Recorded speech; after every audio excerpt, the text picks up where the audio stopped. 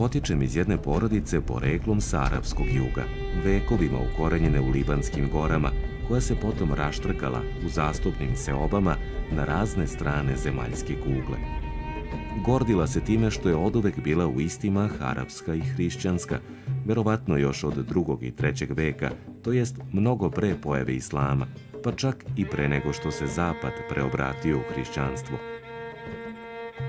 Činjenica da sam hrišćanin i da mi je maternji jezik arapski, koji je sveti jezik islama, jedan je od temeljnih paradoksa koji su skovali moj identitet.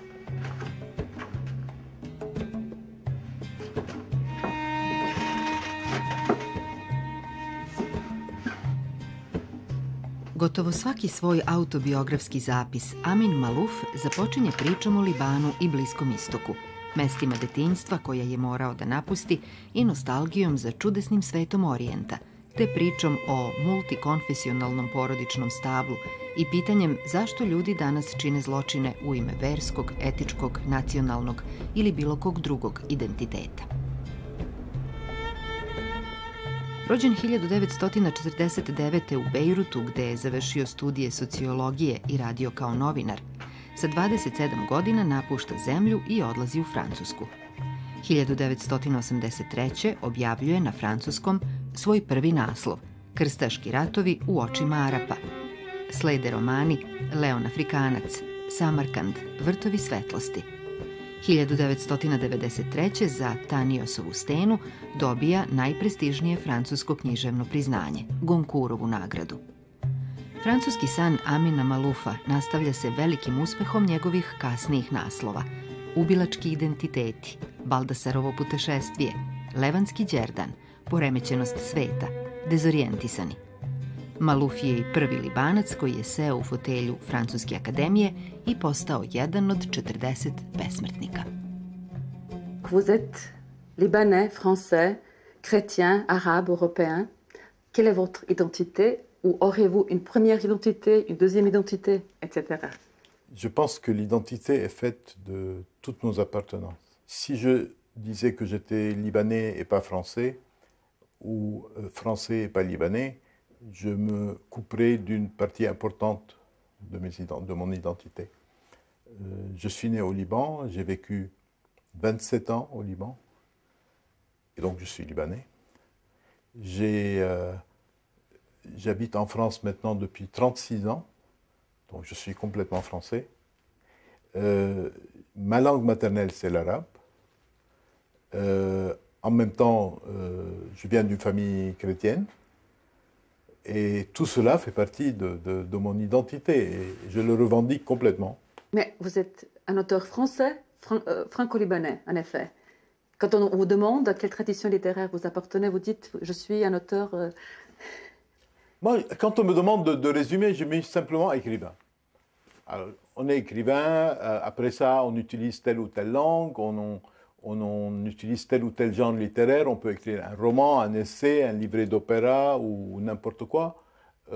Moi, quand on me demande, je dis ma patrie, ma première patrie, c'est la littérature.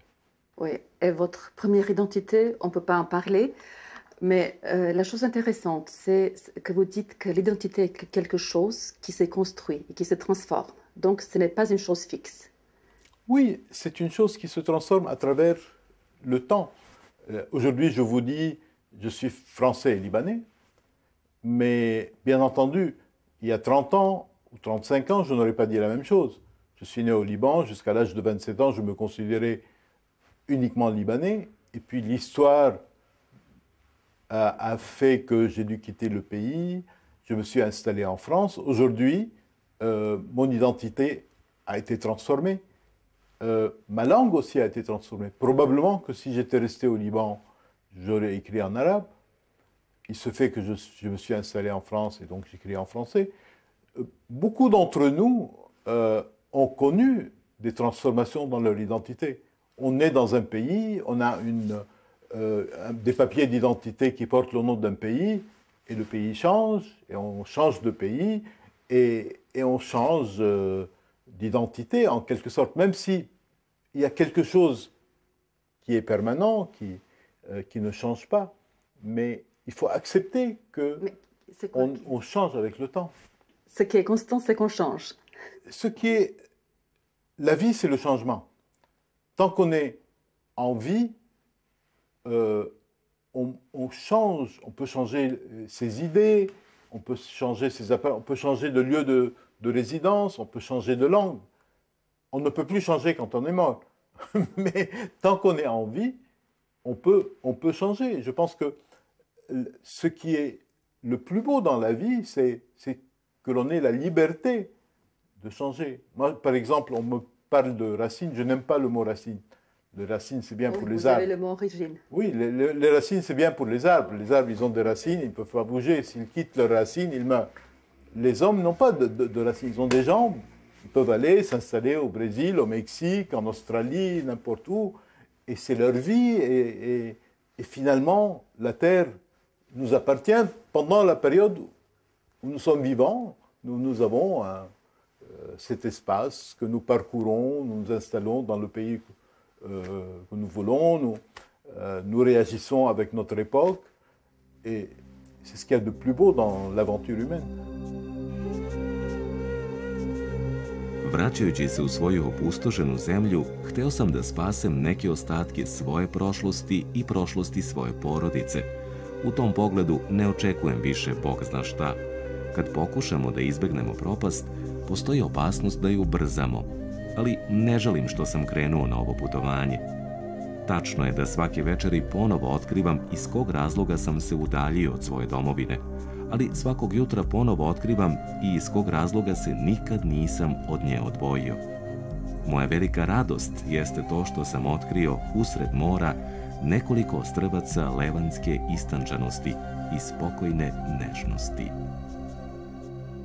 Est-ce que cette identité plurielle, est-ce qu'elle peut produire des personnes désorientées, comme il arrive dans votre nouveau roman, qui s'appelle justement Les Désorientés? Je suis quelqu'un de désorienté. Mais je me suis éloigné d'un pays, positif par certains côtés, négatif par d'autres côtés. Je suis entre des mondes qui se détestent aussi, il faut dire. Je viens du monde arabe, je vis en Europe. Ce sont des mondes, il ne faut pas se cacher les choses, qui se détestent, qui ont une idée extrêmement négative l'un de l'autre. Je suis entre les deux et j'essaie de vivre entre les deux et j'essaie d'écrire. Donc on est forcément désorienté, mais ça a son bon côté. Mais pourquoi pas? Pourquoi pas? Je crois que nous sommes dans un monde qui est en changement permanent. Il faut essayer de comprendre ce qui change dans le monde.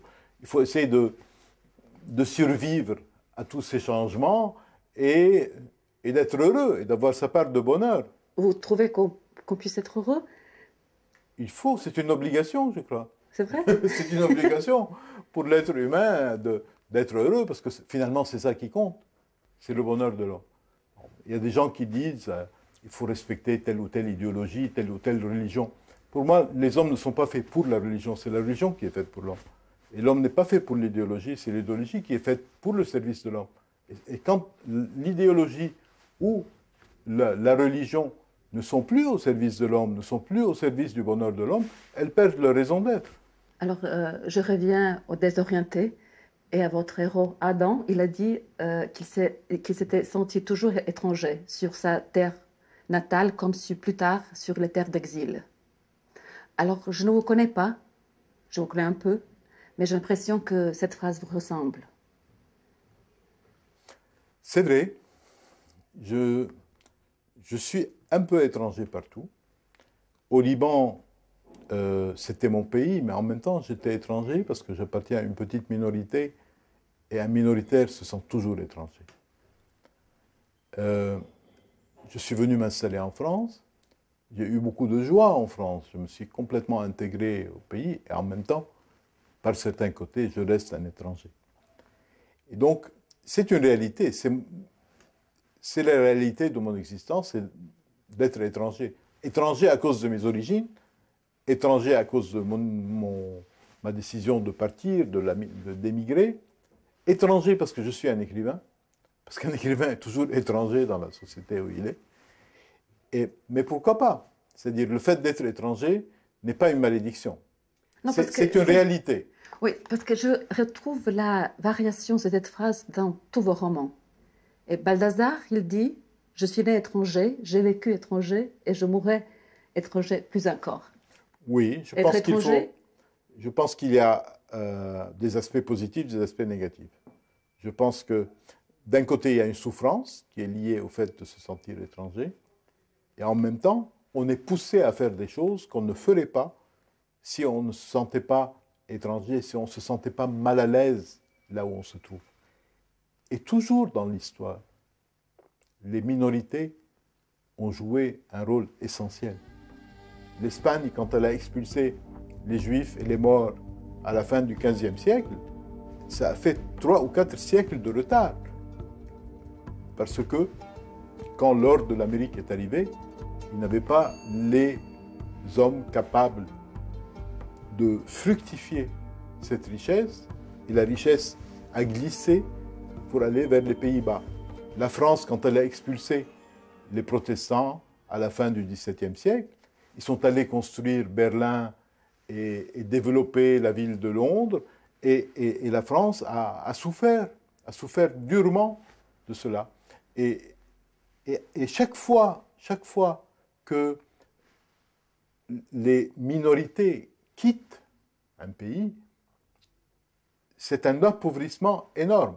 Et donc, le fait d'être minoritaire et d'être étranger est une richesse, et pour la personne elle-même, et pour la société dans laquelle se trouve cette personne. Alors, je pense que votre idéal serait Léon l'Africain qui dit « Je ne suis d'aucun pays, d'aucune langue ». Il dit plus exactement « Toutes les langues m'appartiennent, je n'appartiens à aucune ». Donc, votre idée, c'est être cosmopolite. Toutes les langues m'appartiennent, toutes les croyances m'appartiennent. Toutes les religions, toutes les traditions. Mais je n'appartiens à aucune. Et je pense qu'il faut être en contact avec le monde, en contact avec les idées du monde, avec toutes les passions qui secouent l'humanité. Et en même temps, il faut avoir un certain recul. Il ne faut pas se noyer dans ses convictions même. Il faut... J'ai un idéal d'une certaine sagesse qui n'exclut pas le détachement. On doit être engagé et en même temps, on doit rester détaché. C'est aussi cela le statut d'étranger. On fait partie de la société où on est et en même temps, pour certaines raisons, on reste en dehors de cette société. Dok sam bio tamo, osjećao sam se nesposobnim da odem. Sad, kad sam daleko, osjećam se potpuno nesposobnim da se vratim. Ja sam kao čovek koji je preživeo brodolom. Bilo mi je teško da skočim s broda koji tone, ali sad, kad više nisam na njemu, ne bi mi palo na pamet da se ponovo popnem na palubu. Za mene i ta stranica je zauvek okrenuta. Zapravo, ne samo za mene. Neću ja tebe učiti tome da je naš Levant izgubljen, nepovratno. Tous vos romans parlent de l'exil. L'un des thèmes principaux de votre prose est l'exil. Alors, c'est la condition humaine de tous les temps, vous trouvez? Ou de notre époque? Je commencerai par dire que c'est ma condition. Puisque je suis né dans un pays, je ne pensais pas quitter ce pays. Moi, jusqu'à l'âge de 25-26 ans, je pensais que j'allais passer ma vie entière au Liban. Oui, mais vous dites que c'était la grande douleur de votre vie. Il y a eu la guerre et j'ai dû décider de partir. Et c'est vrai que l'exil a été un déchirement et en même temps une chance pour moi. Les deux à la fois. Et c'est devenu un élément essentiel de ma vie. Mais je ne l'ai pas choisi. En même temps, vous avez raison de dire que c'est un peu la condition humaine aussi. Finalement, toutes les villes ont été construites par des gens qui venaient d'ailleurs. Le destin de l'homme n'est pas de naître et de mourir au même endroit. Le destin de l'homme est de découvrir le monde, d'apprivoiser le monde. Et Si pour cela, il faut quitter un pays, aller dans un autre pays, pourquoi pas? Dans Les Désorientés, vous peignez un groupe d'amis, une bande d'amis qui se sont exilés, qui vivent dans le monde. Ils font le bilan de leur vie. Et alors, il y en a qui sont partis à cause de la guerre, il y en a d'autres qui sont restés. Donc, qui a trahi son pays? Ceux qui sont partis ou bien ceux qui sont restés? Dans ce roman, Les Désorientés, où je m'inspire beaucoup de ma propre jeunesse, même si aucun personnage n'est vraiment un personnage de ma propre vie, mais l'ensemble du roman est très inspiré par ma propre jeunesse. C'est vrai que le débat est présent. Il y a des gens qui sont restés au pays, et un pays qui est en guerre, en plus. Un pays en guerre, qui sont fidèles à leur pays, fidèles à leur maison. Ils étaient prêts à tout pour défendre, pour préserver leur maison. Et en même temps, parce qu'ils ont voulu préserver leur maison, ils se sont salis les mains. Ils ont eu du sang sur les mains. Et pour avoir été fidèles à leur pays, ils ont fini par trahir les valeurs essentielles auxquelles ils croyaient. Et puis il y a d'autres qui, comme Adam, par exemple, qui ont décidé de partir, qui, d'une certaine manière, ont trahi, puisqu'ils ont quitté, ils ont déserté leur pays, ils ont déserté leur maison. En même temps, parce qu'ils sont partis, ils ont gardé les mains propres, et ils ont préservé leurs valeurs. Je crois que la vie n'est pas simple. Si on pouvait toujours choisir entre fidélité et trahison, on choisirait toujours la fidélité. Mais à chaque fidélité s'attache une trahison. Et à chaque trahison s'attache une fidélité. Mais Adam, il dit « Je suis allé nulle part, c'est le pays qui est parti ». Alors c'est peut-être le sentiment que vous avez aussi. C'est le Liban qui est parti, c'est pas vous qui l'avez quitté. C'est une phrase que j'ai moi-même dite quelquefois. Et je le pensais. J'avais le sentiment, quand j'observais, parce que j'ai toujours suivi de très près tout ce qui se passe dans le pays, j'avais le sentiment que le pays ne ressemblait plus à celui que j'ai connu. Et une fois, on m'a demandé, mais pourquoi vous êtes éloigné? Vous ne voulez pas revenir? J'ai dit, mais moi, je suis allé nulle part. Moi, je suis resté fidèle à mon image de ce pays, à mes ambitions pour ce pays. Mais c'est le pays qui est parti. Et je le fais dire à Adam, et bon, c'est un peu une boutade, mais c'est un peu vrai aussi. Quand j'observe le pays... Vous êtes resté fidèle à la fiction de votre pays, en effet. Oui, à l'idée que vous êtes fait. Je suis resté fidèle à une certaine image, à un certain idéal, mais à un moment donné dans ce livre, Adam dit c'est moi qui ai raison et c'est l'histoire qui a tort. Oui, c'est une belle phrase que j'aime bien. Et je crois que c'est un peu cette attitude-là. C'est vrai que le pays tel qu'il a évolué n'est plus celui dont j'ai rêvé moi-même, mais c'est moi qui ai raison. C'est-à-dire, c'est mon idéal de ce pays. Mais cette phrase, pour moi, veut aussi dire je veux lutter contre l'histoire et je veux sortir de l'histoire. Je ne veux plus vivre dans l'histoire. J'aimerais changer le monde. Je n'ai jamais renoncé à changer le monde. Je voulais déjà changer le monde quand j'avais 15 ans et 50 ans plus tard, je veux toujours changer le monde. Je ne sais pas si je suis désillusionné aujourd'hui. Non, je crois que je continue à penser qu'un jour les idéaux auxquels je crois s'imposeront. Bien entendu, ce sera bien après moi, mais peu importe. Ce n'est pas l'histoire de l'humanité ne se mesure pas à la vie d'un individu. Je pense que mon rêve pour l'humanité, mon rêve d'une humanité réconciliée, d'une humanité qui aurait dépassé cette vision étroite des identités, une humanité qui aurait dépassé cette vision étroite des religions et des idéologies, je pense que c'est cette humanité-là qui devra un jour triompher.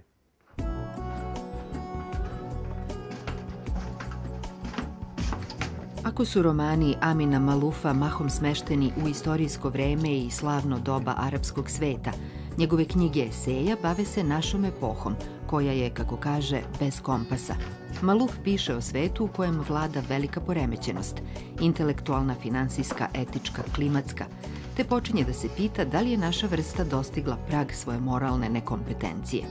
Drugo pitanje koje gotovo obsesivno postavlja jeste otkud toliki jaz između istoka i zapada. Qu'est-ce qui est à la base de cette rupture? Votre premier essai, Les croisades vues par les Arabes, est-ce que ce serait le tout début de ce conflit qui dure? Historiquement, les croisades ont été un élément important.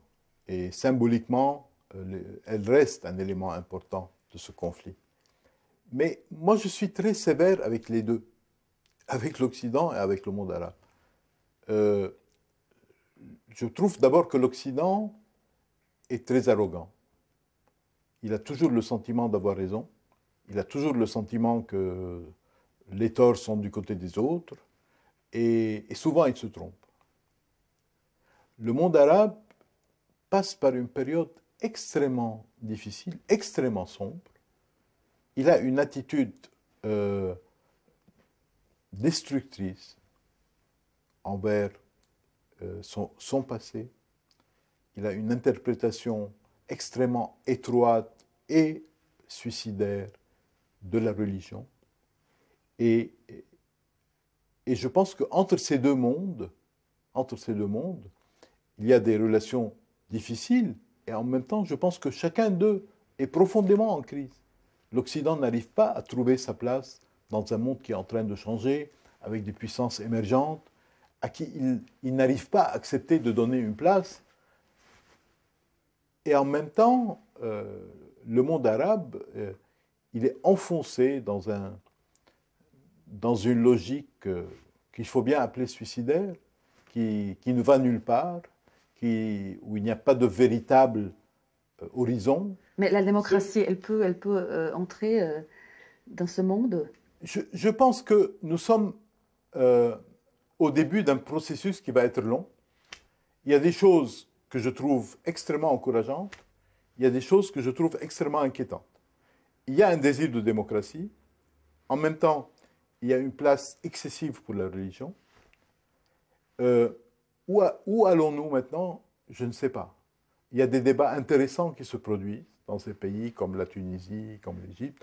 Pour la première fois, on parle de choses sérieuses.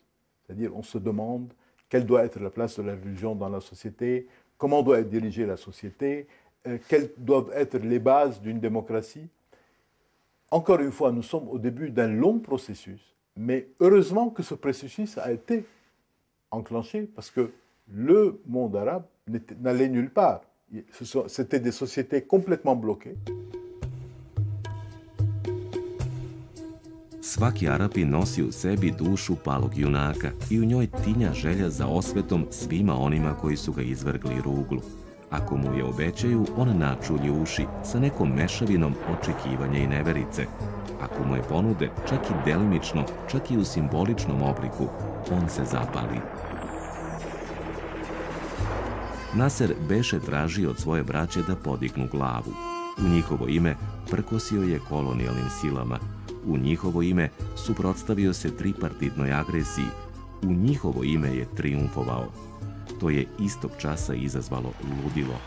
Desetine miliona Arapa samo su u njega gledale, samo su o njemu mislile, samo su se u njega zaklinjale. Bili su spremni da ga podrže u borbi protiv celog sveta, a ponekad i da umru za njega. I naravno, da neumorno aplaudiraju i skandiraju njegovo ime, zatvorenih očiju. Kada je postizao uspehe, blagosiljali su ga. Kada je primao udarce, proklinjali su njegove neprijatelje. Vous dites justement que le monde arabe et musulman se sent humilié à ses propres yeux et aux yeux du monde entier, et que le monde arabe se sent les vaincus de l'histoire. Oui, c'est un vaincu de l'histoire, c'est évident. C'est-à-dire le monde arabe a une vision de son passé, qui était un passé glorieux, où il était ils contrôlaient une grande partie de la terre, où c'était une civilisation brillante. Et depuis quelques siècles, c'est une succession de défaites, de reculades, et c'est vrai qu'il y a un profond sentiment d'humiliation. Maintenant, sur quoi cela va-t-il déboucher?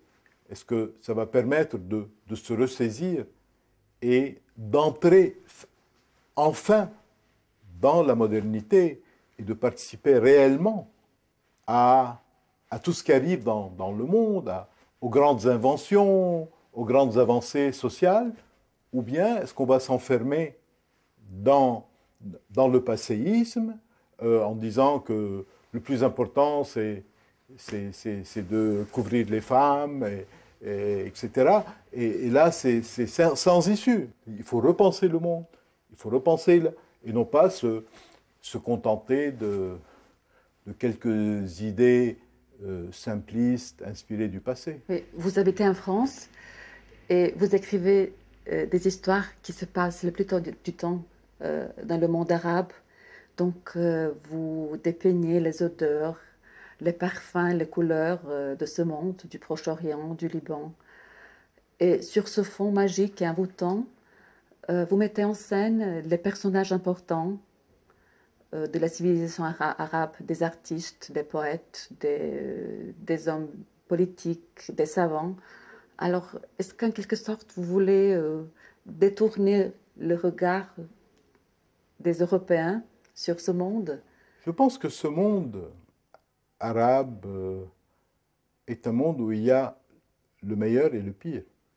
Je crois que si on regarde son passé, il y a de grandes figures, de grands savants, des poètes, comme vous dites, des figures extrêmement attachantes. Et puis, il y a aussi des figures qu'on voit de plus en plus aujourd'hui et qui sont des figures passéistes qui inquiètent le monde entier et qui ne conduisent ces pays nulle part.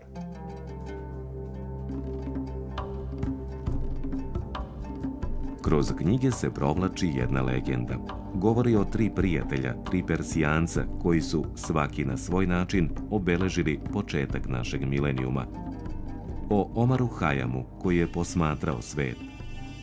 Nizamu El Molku, koji je upravljao njime, i Hasanu Sabahu, koji ga je držao u strahu. Da li se istina krije u samarkandskom rukopisu? Hronika ispisana na marginama, pored pesama, tvrdi da su se 3 čoveka prvi put srela u Isfahanu, u divanhani velikog vezira, na predlog Hajama, slepog šegrta sudbine.